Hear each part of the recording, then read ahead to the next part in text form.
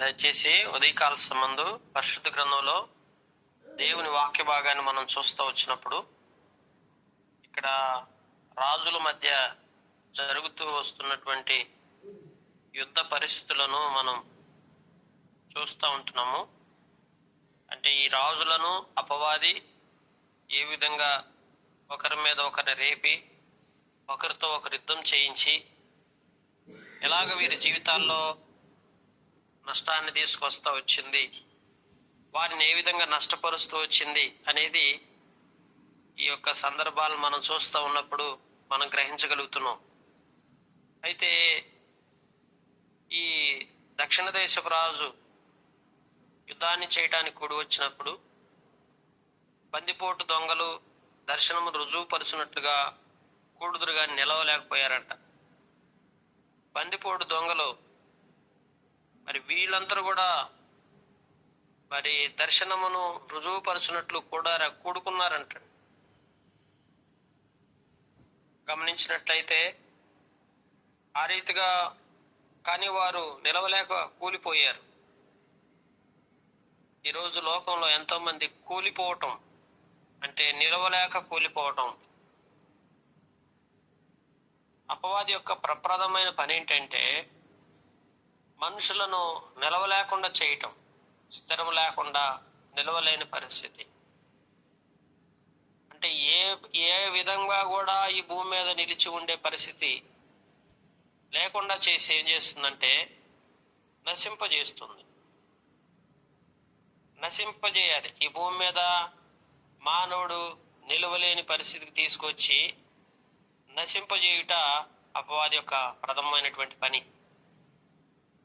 గమనించినట్లయితే అందుకే మానవుడు ఎక్కడ మరి పతనం అవుతున్నాడంటే నిలవలేని పరిస్థితిలో ఉండటాన్ని బట్టి పతనం అవుతున్నాడు. కనుక ఈరోజు అందుకే తాను నిలుచున్నానని తలంచుకుని వాడు పడకుండా చూసుకునవలెను. లోకంలో దేవుని బిడ్డలు మాత్రం నిలవబడి ఉన్నారు. అంటే ఆత్మీయంగా నిలబడటం, పడిపోకుండా, జారిపోకుండా, బలహీన పడకుండా, లోకాశల వైపు మరలుగొల్పబడకుండా ఆత్మీయంగా నిలవబడటం ఎంతో ముఖ్యమైంది. అందుకే ఇక్కడ నిలవలేక కూలిపోవటం. లోకంలో దొంగలైనా కానీ లోబులైనా ఎవరైనా సరే నిలవలేరు. శరీర కార్యాల్లో నడుచుకునే వారికి ఉన్న తత్వం ఏంటంటే వారు ఆత్మీయంగా నిలవలేరు. నిలవబడాలని ఎంతో ఆశ ఉంటుంది కానీ నిలవలేరు. అందుకే ఇక్కడ బందిపోటు దొంగలు మనం చూస్తూ వచ్చినప్పుడు ఈ దొంగలు దర్శనమును రుజువుపరచునట్టుగా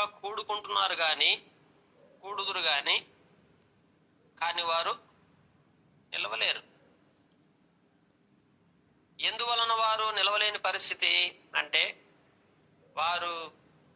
వారి జీవితాల్లో వారు లోకానుసారమైనటువంటి స్థితిని బట్టి వారు నిలవలేక కూలిపోతున్నారు. ఉత్తర దేశపు రాజును చూసినప్పుడు వచ్చి ముట్టడి దెబ్బ వేయును.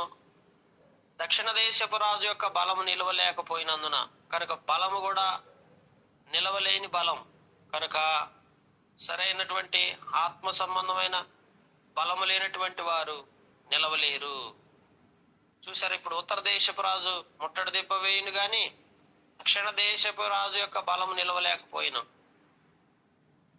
అతడు ఏర్పరచుకున్న జనము దృఢ శౌర్యము పొందకపోయినందున ఉత్తర దేశపు రాజు ప్రాకారములు గల పట్టణమును పట్టుకును. ఎట్లా ఉన్నారు వీళ్ళు? ప్రాకారములు గల పట్టణాన్ని పట్టుకుంటున్నారు. ప్రియమైనటువంటి వారులారా, గమనించినట్లయితే వచ్చిన దానికి ఎదురుగా ఎవ్వరూ నిలవలేకపోయినందున తమకిష్టం వచ్చినట్లుగా అతడు జరిగించును గనుక ఆనందము గల దేశములో అతడు ఉండగా అది అతని బలము వలన పాడైపోయిను. చూసారా, అతని బలం వల్ల పాడైపోతాం. మన సొంత బలం, మనకున్న బలం వలన మనం ఏమవుతున్నాము? పాడవుతున్నాము. కనుక ఆ రీతిగా నిలవలేకపోవటం, పాడైపోవటం, అలాగే నశించిపోవటం, దీని అంతటికి కారణం ఏంటంటే సొంత బలం. వారికున్న బలాన్ని బట్టి వారు నిలవలేకుండా పోతూ వచ్చారు. నిలవలేక పాడైపోయిన పరిస్థితుల్లోకి వాళ్ళు వెళ్ళటానికి కారణం అదే. చూసారా? ఆత్మీకంగా కూడా మనం ఎప్పుడైతే సరైన విధానంలో దేవుని వైపు నిలవకుండా మన యొక్క సొంత బలాన్ని, అలాగే మనకున్నటువంటి ఆ యొక్క మరి శౌర్యాన్ని బట్టి, బలాన్ని బట్టి, శక్తిని బట్టి, జ్ఞానాన్ని బట్టి ఎప్పుడైతే మనం ముందుకెళ్తా ఉంటామో మనం నిలవలేం. దేవుని బిడ్డలారా, మనం నశించిపోతా ఉంటాం. అందుకే అక్కడ చూడండి, అయితే ఆమె సమ్మతించక అతన్ని కలుసుకొనదు. ఇక్కడ చూడండి, వీరు ఎట్లా ఉందంటే, ఈ నశింపజేసే పరిస్థితిలో ఉన్నప్పుడు ఏమనగా నశింపజేయవచ్చునని ఒక కుమార్తెను అతనికి ఇచ్చేదను, అయితే ఆమె సమ్మతింపక అతన్ని. బైబిల్లో మనం గమనించినట్లయితే వారు యుద్ధానికి లేకపోతే యుద్ధం లేని పరిస్థితుల్లో సమ్మతించబడి తన కుమార్తెనిచ్చి వివాహం జరిగించి అలాగైనా వారిద్దరి మధ్య సంధి కుదుర్చుకుందామని ఆలోచన చేశారు. అలాగైనా వారిద్దరి మధ్య సంధి కుదుర్చుకోవాలని వారు ఆలోచన చేస్తూ వచ్చారు. గమనించారు ప్రియులారా? కానీ ఏమవుతూ వచ్చింది, ఆ సంధి కూడా వారి మధ్య సమ్మతి కాలేదు. అందుకనే సమ్మతింపక అతన్ని కలుసుకొనదు. అతడు దీపముల జనముల తట్టు తన మనసు తిప్పుకొని అనేకులను పట్టుకుని, అయితే అతని వలన కలిగిన అవమానమును ఒక అధికారి విచారణ చేయును. చూడండి, వారికి అవమానమే మిగులుతా ఉంది. ఎక్కడికి వెళ్ళినా వారికి అవమానం, ఎక్కడికి వెళ్ళినా వారు నశించిపోయే పరిస్థితి, ఎక్కడికి వెళ్ళినా వారు నిలవలేని పరిస్థితి. ఎందుకు ఈ పరిస్థితులు అంటే, వారు లోకానుసారమైనటువంటి జీవితాన్ని కలిగి ఉన్నారు. అందువలన ఈ ఉత్తర దేశపు రాజు, దక్షిణ దేశపు రాజు వీరి మధ్య సంధి కుదుర్చుకుందామని ఏదైనా ప్రయత్నాలు చేసినా గాని వారికి అవమానం మాత్రం తప్పట్లేదు. దేవుని బిడ్డలారా, దేవునితో అనుబంధం లేకుండా, దేవునిలో ఉండకుండా మనం ఎన్ని రకాలుగా మనం సంధి కుదుర్చుకొని సమాధాన పడదాం, దైవికంగా ఉందాం, లేకపోతే లోకానుసారమైన సమాధానం కోసం ప్రాకులాడదాం అని ఎంత ప్రయత్నం చేసినా మనలో ఆ సమాధానం ఉండదు. మనం ఆత్మీయంగా నిలవలేం. మనం నశించిపోయే పరిస్థితుల్లోకి వెళ్ళిపోతాం. గమనించారా? అందుకే ఈ యొక్క ఉదయకాల సంబంధం మనం గమనించినట్లయితే, దేవుని బిడ్డలారా, మనం ఆత్మ సంబంధముగా ఎట్టి స్థితిలో ఉంటున్నామో మనం గమనించుకొని దేవునికి తగినట్లుగా మనం జీవించినప్పుడు మనకు అవమానం నుంచి విడుదల వస్తుంది. అలాగే మనం ఆత్మీయంగా నిలవబడగలుగుతాం. అలాగే మనం నశించిపోయకుండా కాపాడగలుగుతాం. దేవుడు మనల్ని అన్ని విధాలుగా కాపాడుకుంటూ వస్తాడు.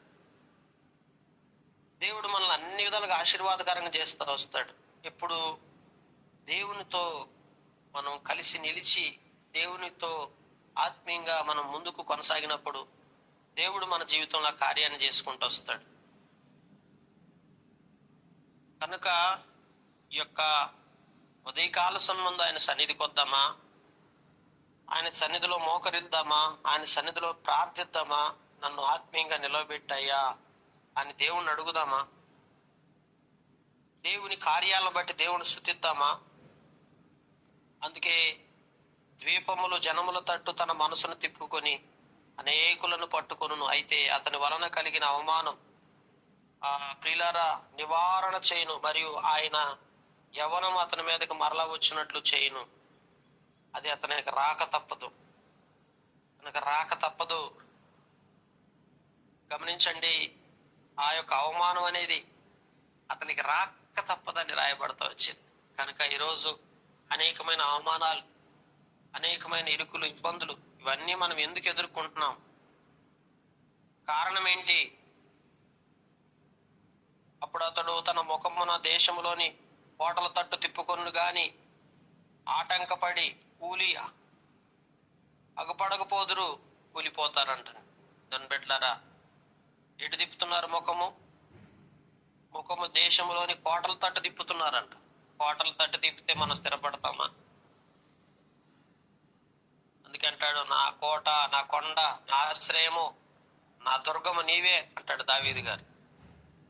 ఈ లోక సంబంధమైన కోటల తట్టు మన ముఖము తిప్పే కంటే ఎటు తిప్పాలి? మన యొక్క ముఖం దేవుని తట్టు తిప్పాలి. దేవుని తట్టు మనం తిప్పినప్పుడు మనం ఆత్మీయంగా ఎదుగుతాం, ఆత్మీయంగా బలపరచబడతాం. కనుక ఇక్కడ ఒకరికంటే ఒకరు అతనికి, అందుకే అక్కడ రాస్తాడు, అతనికి మారుగా మరి ఒకడు లేచి ఘనమైన రాజ్యము ద్వారా పన్ను పుచ్చుకొనుచు వాని లేపును, కొన్ని దినములైన పిమ్మట అతడు నాశనమగును గాని ఆ నాశనము ఆగ్రహం వలనైన యుద్ధం వలనైనా కలుగుదు. అతనికి బదులుగా నీచుడుగా ఒకడు వచ్చును. చూడండి, ఒకడికి బదులు మరొకడు. గమనించారా? మరొక నీచుడొచ్చును. అతని రాజ్యము నీరుగాని నెమ్మది కాలమందు బైబిల్ గ్రంథంలో అతడు వచ్చి ఇచ్చికపు మాటల చేత రాజ్యమును అపహరించును. ఏం చేస్తాడంట? ఇచ్చికపు మాటలు. చూసారా? ఇవన్నీ లోకంలో ఉంటాయి ప్రియులారా. ఇచ్చికపు మాటలతో రాజ్యాన్ని అపహరించటం గమనిస్తే, అందుకే రాజ్య ఘనత నీయరు గాని అతడు ఇచ్చికపు మాటల చేత రాజ్యమును అపహరిస్తాడు.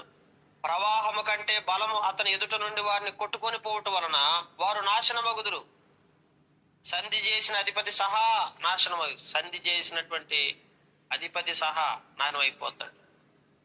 చూడండి, అందరూ కూడా నాశనానికి అప్పగించబడుతున్నారు. ప్రతి ఒక్కరు కూడా నాశనానికి అప్పగించబడుతున్నారు. ఎందుకు నాశనానికి అప్పగించబడుతున్నారు వీళ్ళంతా అంటే, వీరు దేవునితో సరైనటువంటి స్థితిలో వారు లేరు. ఈరోజు మనందరి జీవితాల్లో కూడా ప్రియమైనటువంటి దేవుని జనాంగమా, ఉదయకాల సంబంధం మనం ఆయన సన్నిధికి వద్దామా? సమాధాన క్షేమము గల దేశమునకు వచ్చి తన పితరులు కాని తన పితరులు కాని చేయని దాన్ని చేయను, అచ్చట ఆస్తిని, దోపుడు సొమ్మును, ధనమును అంతా కూడా విభజించి తన వానికి పంచిపెట్టును. అతడు కొంతకాలం ప్రాకారములు పట్టుకున్నట్టు కుట్ర చేయను. ఇక్కడ చూడండి, కుట్రలు ఉన్నాయి. ఇది చూసారా? ఇచ్చే మాటలు, కుట్రలు, కుట్ర చేస్తా ఉంటారు, మోసం చేస్తా ఉంటారు. ఎంతకాలం మనం మోసం చేస్తాం? మన మోసం అంతా దేవుడికి తెలుసు. కనుక కుట్రలు చేయటం, మోసం చేయటం అవన్నీ కూడా దేవుడు చూస్తా ఉన్నాడు. దేవుని బిడ్డలారా, కనుక ఈ రీతిగా లోకంలో ఈ రాజుల యొక్క పరిస్థితి చూస్తున్నారా ఎట్లుందో? ఇచ్చికపు మాటలు, కుట్ర చేయటం, ఇవన్నీ లోకానుసారమైన లక్షణాలు, లోకానుసారమైన అనుభవాలు.